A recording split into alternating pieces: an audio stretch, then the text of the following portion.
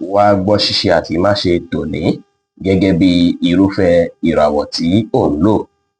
Mo kí Ọlọ́run Ọba, mo ṣèbà Olódùmarè, ìbà akọ́dá ayé, ìbà aṣẹ̀dá ọ̀run, mo ṣèbà Ọ̀rúnmìlà atórí ẹni tí ò sunwọ̀n ṣe, mo júbà ọkùnrin, mo júbà obìnrin, mo kí gbogbo ojú tó ń wò mí níbikíbi tí ẹ ti ń gbọ́ mi káàkiri àgbáńlá ayé. Èyí ni ìwádìí ojoojúmọ́ fún gbogbo ìràwọ̀ pátá àti ṣíṣe àti máṣe fún gbogbo ìràwọ̀ pátá ti tòní, tí ń ṣe ọjọ́ Thursday, June 19 ọdún 2025 tá a wà nínú èyí. Ẹ̀yin tẹ́ ń wò mí pátá, ẹ dákun ẹ dábọ̀ ẹ bá ń share fídíò yìí kó kárí ilé kó kárí oko, kó lè jẹ́ ìwúlò àti àǹfààní fún ọ̀pọ̀lọpọ̀ ènìyàn. Kí ẹ sì má gbàgbé láti follow, kí ẹ sì subscribe kẹ́lẹ́ pẹ̀lú àwọn tá máa jẹ àǹfààní onírúurú fídíò tá à ń fi léde lójoojúmọ́ fún ìdàgbàsókè ìjọ́mọ ènìyàn. Ẹ̀yin tẹ́ ti fẹ́ ṣèwádìí onírúurú láǹfààní láti kàn sí wa ní WhatsApp 09033897161. Ẹ̀yin tẹ́ ń lò ìràwọ̀ iná tó kan ọyàn Aries, ẹ̀yin tàbí láàrin March 21 sí April 20, ẹ jìnnà sí ìbínú ní gbogbo ọ̀nà lọ́jọ́ tòní o, kó má bàa bí aáwọ̀ ní àyíká lẹ́yìn pàápàá lára ẹ̀yin àtàwọn alásùnmọ́ yín. Ó ṣe kókó, ṣe pàtàkì kí ẹ ronú jinlẹ̀ ṣáájú kẹ́ tó sọ̀rọ̀ jáde lọ́jọ́ tòní. Kí ẹ mọ̀ dájú pé ọ̀rọ̀ tẹ́ bá sọ kò ní ṣe é kó padà tẹnu mọ́ o. Lọ́jọ́ tòní tẹ́ bá hùwà dáadáa, àyíká yín á dára, á sì sunwọ̀n. Tẹ́ bá ṣe dáadáa sáwọn èèyàn, tí ẹ fìfẹ́ àti ọ̀yàyà àti dáadáa hàn sáwọn ènìyàn, àwọn náà máa ṣe dáadáa tí yín padà o. Lọ́jọ́ tòní ẹ má dá sọ́rọ̀ tí wọn pè é sí àbẹ́ tí ó kàn yín, kí ẹ sì máa sọ̀rọ̀ àsọjù láwùjọ rárá.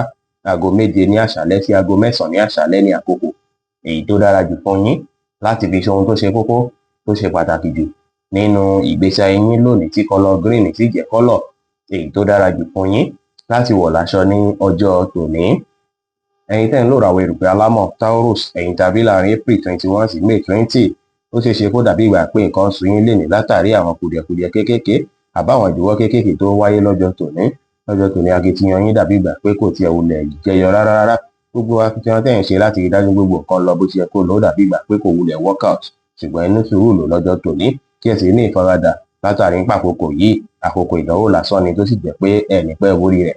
Ẹ má kàn dídú bó ṣe lọ lórí ohunkóhun. Ẹ gbà láfíà láàyè ibikíbi tẹ́ bá wà. Ẹ má fọkàn sí gbogbo nǹkan tí ẹ bá ń retí. Ẹ má ṣèlérí ohun tẹ́ lè múṣẹ fẹ́nikẹ́ni. Purple jẹ́ kọ́lọ̀ tó dára jù fún yín láti wọ̀ láṣọ lónìí. Aago 11 kọjá ìṣẹ́jú 15 láàárọ̀ sí aago 12 kọjá 30 ìṣẹ́jú lọ́sàn-án ní àkókò èyí tó dára jù fún yín láti fi ṣe ohun tó ṣe kókó, tó ṣe pàtàkì jù nínú ìgbésí ayé yín ní ọjọ́ tòní.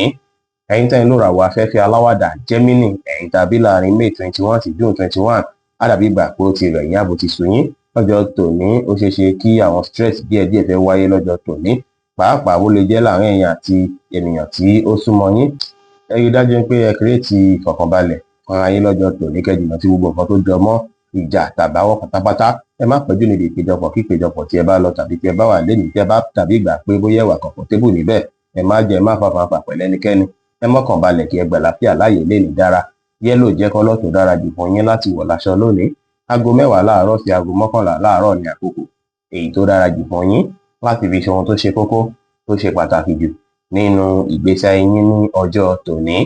Ẹ̀yin tẹ́ ń lò ìràwọ̀ omi agbára Cancer, ẹ̀yin tàbí láàrin June 22 sí July 22, ẹ kíyèsára pẹ̀lú àwọn ọ̀rọ̀ tẹ́ máa sọ lẹ́nìí àtàwọn ìwà tẹ́ máa wù lọ́jọ́ tòní. Ó ṣeé ṣe kí ẹ ní mood swing. Ẹ má jẹ́ kí ìmọ̀lára yín, ìyẹn emotion yín, ẹ má jẹ́ kó control yín rárá lọ́jọ́ tòní.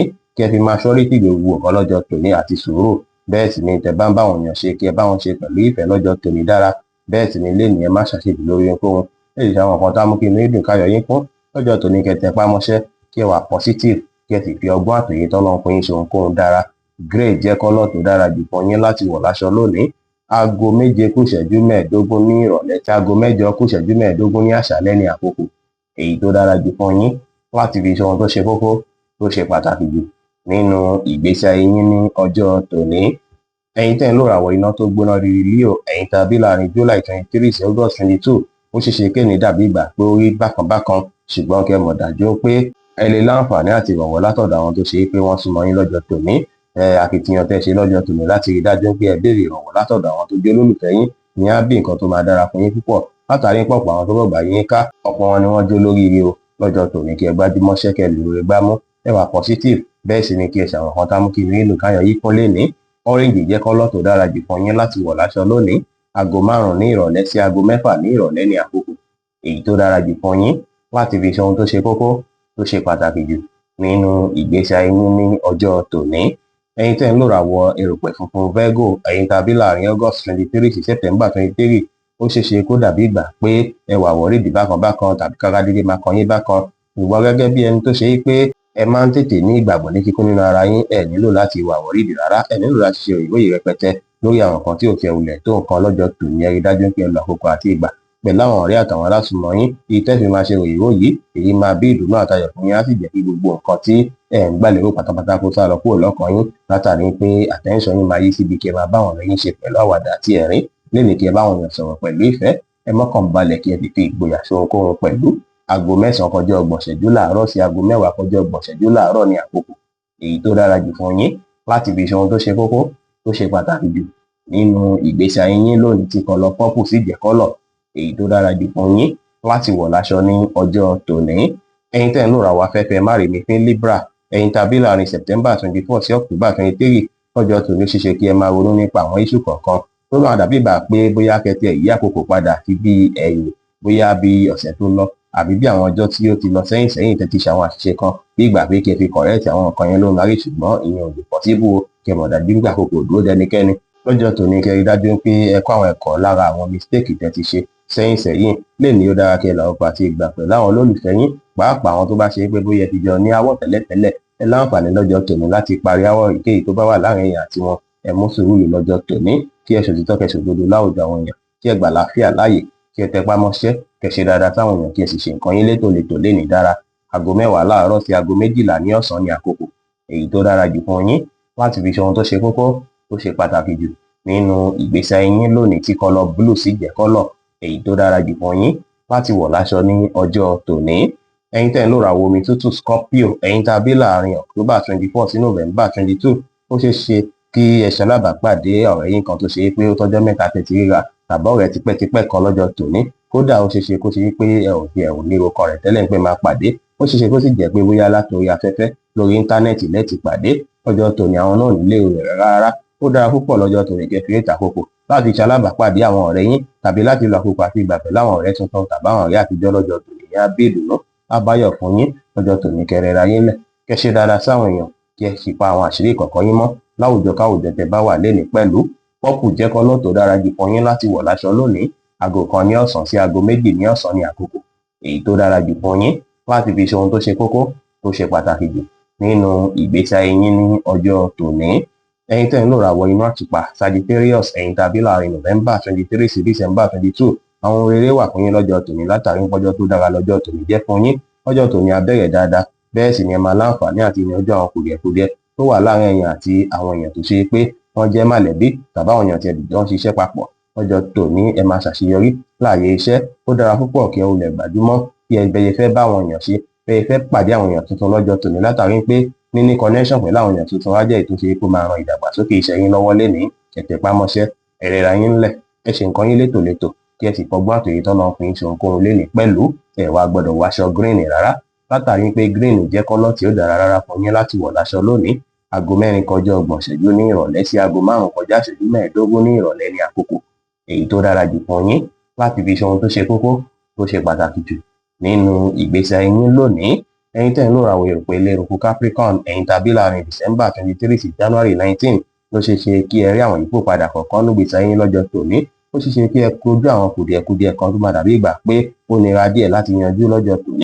Ṣùgbọ́n tẹ́ bá ti lè plan ara yín dáadáa, tẹ́ sì lè lo ìgboyà àti ìrònú jinlẹ̀ nípa ìpinnu èyí tó tọ́ láti pinnu àbí ìgbésẹ̀ tó tọ́ láti gbé lórí situation yìí, gbogbo ẹ̀pátá lẹ máa borí.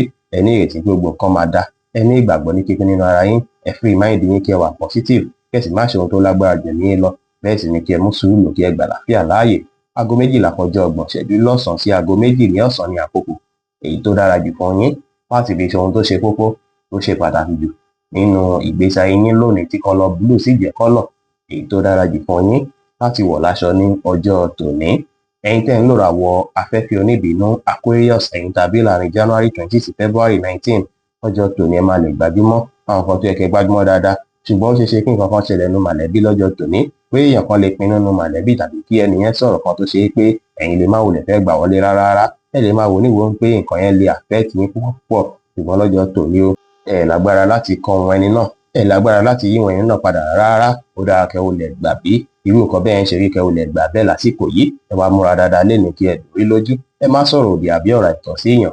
Ẹ ṣe dáadáa sáwọn èèyàn lénìí kí ẹ gbà àlàáfíà láàyè kí ẹ sì wá ìrọ̀rùn láwùjọ yín. Bẹ́ẹ̀ sì ni kí ẹ bá mọ̀lẹ́bí ṣe lénìí dára.